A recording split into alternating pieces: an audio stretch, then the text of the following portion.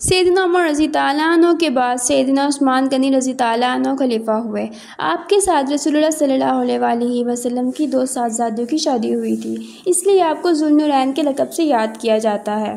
سیدنا عمر رضی تعالیٰ عنہ کا خاندان یعنی بنو امیہ اسلام اور مسلمانوں کے نہایت سخت دشمن تھے۔ ان کا غصہ غریب مسلمانوں پر ٹوٹتا تھا۔ خود سیدنا عثمان رضی تعالیٰ عنہ کے چچا حکم اسلام کے بڑے دشمنوں میں سے تھے۔ انہوں نے اسلام کے جرم میں بھتیجے کو باندھ کر مارا، تمام اعضاء نے منہ موڑ لیا۔ کچھ دن تک سیدنا عثمان رضی تعالیٰ عنہ کی زیادتیاں برداشت کرتے رہے، پھر ہجرت کے بعد اپنی اہلیہ سیدنا رقیہ رضی تعالیٰ عنہ کو لے کر حبشہ چلے گئے اور ہجرت اولیٰ میں اولیت کا شرف حاصل کیا۔ چند سال کے بعد قریش کے اسلام کی غلط خبر پا کر مکہ واپس آئے۔ ان کے اور ساتھی تو پھر حبشہ لوٹ گئے، مگر یہ مکہ میں مقیم ہو گئے۔ پھر چند دنوں کے بعد ہجرت کر کے مدینہ گئے۔ سیدنا عثمان رضی تعالیٰ عنہ نہایت دولت مند تھے۔ ان کی دولت سے اسلام اور مسلمانوں کو بڑا فائدہ پہنچا۔ مدینے میں میٹھے پانی کا صرف ایک ہی کنواں تھا، جو کہ ایک یہودی کی ملک میں تھا۔ اس نے اس کو ذریعہ معاش بنا رکھا تھا۔ غریب مسلمانوں کو پانی کی سخت تکلیف تھی۔ سیدنا عثمان رضی تعالیٰ عنہ نے ان کو 8,000 میں خرید کر مسلمانوں پر وقف کر دیا۔ مدینے آنے کے بعد سیدنا عثمان رضی تعالیٰ عنہ تمام غزوات میں شریک ہوئے تھے۔ بدر میں سیدہ رقیہ رضی تعالیٰ عنہ کی علالت کی وجہ سے رسول اللہ صلی اللہ علیہ وسلم نے روک دیا تھا اور فرمایا تھا کہ تم کو شرکت کا اجر اور غنیمت میں دونوں کا حصہ ملے گا۔ غزوہ احد میں بھی شریک تھے۔ رسول اللہ صلی اللہ علیہ وسلم کی خبر شہادت نے بہت سے صحابہ رضی تعالیٰ عنہ کو ایسا از خود رفتہ کر دیا کہ ان کے پاؤں اکھڑ گئے، اور سیدنا عثمان رضی تعالیٰ عنہ بھی انہی میں تھے۔ ان کو اس کا سخت صدمہ تھا۔ جب وحی الہی نے ان صحابہ رضی تعالیٰ عنہ کو بری قرار دیا، اس وقت آپ کو اطمینان ہوا۔ غزوہ رقہ میں مدینہ پر رسول اللہ صلی اللہ علیہ وسلم کی نیابت کا شرف حاصل ہوا۔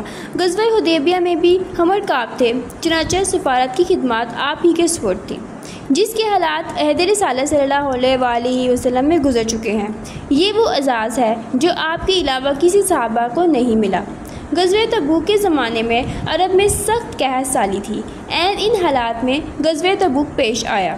تمام مقدرت صحابہ رضی تعالیٰ عنہ نے جنگی اخراجات کے لیے روپیہ دیا۔ سیدنا عثمان رضی تعالیٰ عنہ نے آدھی یا تہائی فوج کے اخراجات اپنے ذمہ لے لیے۔ اس کے علاوہ 1,000 اونٹ، 70 گھوڑے اور 1,000 دینار نقد بطور سامان جسد کر کے پیش کیا۔ سیدنا عثمان رضی تعالیٰ عنہ کی اس خدمت کا رسول اللہ صلی اللہ علیہ وسلم پر اتنا اثر ہوا کہ آپ صلی اللہ علیہ وسلم کی دی ہوئی اشرفیوں کو اچھالتے تھے اور فرماتے تھے کہ آج کے بعد عثمان کو ان کا کوئی عمل نقصان نہیں پہنچا سکتا۔ غرض عثمان غنی رضی تعالیٰ عنہ کی جان اور ان کی ساری دولت اسلام کے لیے وقف تھی۔ سیدنا عثمان رضی تعالیٰ عنہ کے تخت خلافت پر بیٹھنے کے بعد آپ کے سامنے سب سے پہلا مقدمہ سیدنا عمر رضی تعالیٰ عنہ کے صاحبزادے عبید اللہ رضی تعالیٰ عنہ کے قصاص کا پیش ہوا۔ سیدنا عثمان رضی تعالیٰ عنہ نے مختلف اوقات میں بہت سی شادیاں کی۔ ان سب سے بہت سی اولادیں ہوئی۔ رسول اللہ صلی اللہ علیہ وسلم کی 2 صاحبزادیاں سیدہ رقیہ اور ام کلثوم یک کے بعد دیگر آپ کے نکاح میں آئیں۔ آپ رضی تعالیٰ عنہ کی کل اولادوں کی تعداد 17-18 ہے۔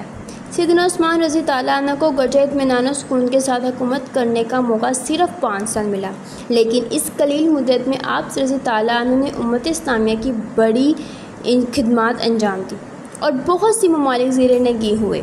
نظام خلافت سیدنا عمر رضی تعالیٰ عنہ ہی کے زمانے میں اتنا مکمل ہو چکا تھا کہ اس میں کسی ترمیم اضافہ کی بہت کم گنجائش تھی۔ عثمانی عہد میں بہت سے نئے ملک فتح ہوئے اور اخراج کی آمدنی میں بہت اضافہ ہوا۔ اس کے علاوہ آپ رضی تعالیٰ عنہ کے اعمال کے حسن انتظام سے پرانے محاصر میں کافی اضافہ ہوا، چنانچہ مصر کے اخراج کی مقدار دگنی ہو گئی۔ آمدنی میں اضافے کے ساتھ آپ رضی تعالیٰ عنہ نے لوگوں کے وظائف میں اضافہ فرمایا۔ جن لوگوں کو رمضان کی مصارف کے لیے نقد ملتا تھا، ان کا کھانا بھی مقرر کیا۔ فوج میں تبدیلیاں اور ترقیاں ہوئی۔ بعض فوجوں میں انتظامی اور فوجی شعبے اب تک ایک چلے آتے تھے الگ کر دیے۔ سپاہیوں کی تنخواہ میں 100 روپے اضافہ ہوا۔ فاروقی عہد میں جہاد کے گھوڑوں اور دوسرے مویشیوں کے لیے متعدد چراگاہیں بنائی گئی تھی۔ سیدنا عثمان رضی تعالیٰ عنہ نے ان میں اور اضافہ کیا اور ان کے متعلق چشمے جاری کرائے۔ یہ چراگاہیں اتنی وسیع تھی کہ صرف ایک ضرب کی چراگاہ میں 40,000 اونٹ پرورش پاتے تھے۔